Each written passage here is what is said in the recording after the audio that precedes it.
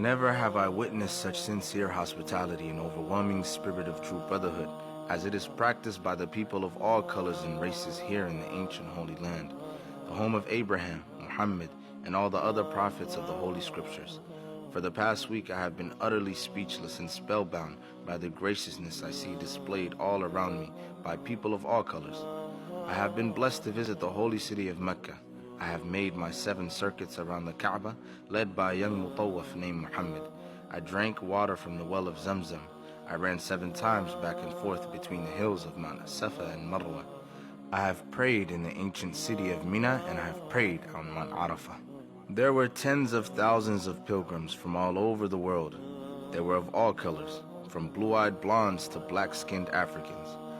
But we were all participating in the same ritual, displaying a spirit of unity and brotherhood that my experiences in America had led me to believe never could exist between the white and the non-white. America needs to understand Islam, because this is the one religion that erases from its society the race problem. Throughout my travels in the Muslim world, I have met, talked to, and even eaten with people who in America would have been considered white. But the white attitude was removed from their minds by the religion of Islam. I have never before seen sincere and true brotherhood practiced by all colors together, irrespective of their color. You may be shocked by these words coming from me, but on this pilgrimage, what I have seen and experienced has forced me to rearrange much of my thought patterns previously held, and to toss aside some of my previous conclusions. This was not too difficult for me. Despite my firm convictions, I have always been a man who tries to face facts and to accept the reality of life as new experience and new knowledge unfolds it. I have always kept an open mind, which is necessary to the flexibility that must go hand in hand with every form of intelligent search for truth. During the past 11 days here in the Muslim world, I have eaten from the same plate, drunk from the same glass, and slept on the same bed or on the same rug, while praying to the same God with fellow Muslims, whose eyes were the bluest of blue, whose hair was the blondest of blonde, and whose skin was the whitest of white. And in the words and in the actions and in the deeds of the white Muslims, I felt the same sincerity that I felt among the black African Muslims of Nigeria, Sudan, and Ghana. We were truly all the same brothers, because their belief in one God had removed the white from their minds, the white from their behavior, and the white from their attitude.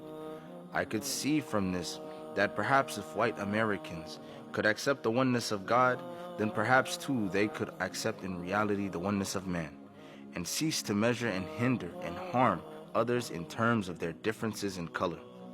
With racism plaguing America like an incurable cancer, the so-called Christian white American heart should be more receptive to a proven solution to such a destructive problem. Perhaps it could be in time to save America from imminent disaster, the same destruction brought upon Germany by racism that eventually destroyed the Germans themselves. Each hour here in the Holy Land enables me to have greater spiritual insight into what is happening in America between black and white.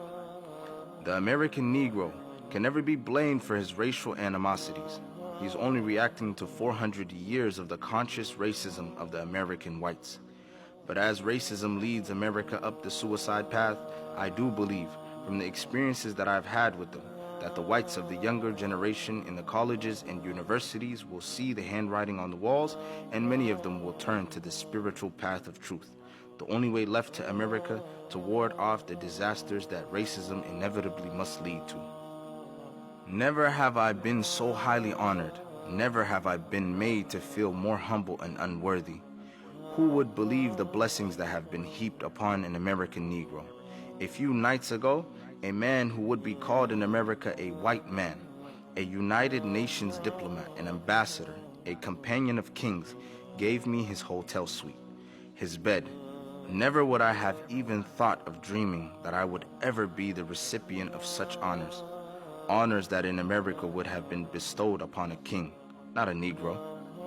All praise is due to Allah, the Lord of the worlds. Sincerely, Al-Hajj Malik Al-Shabazz.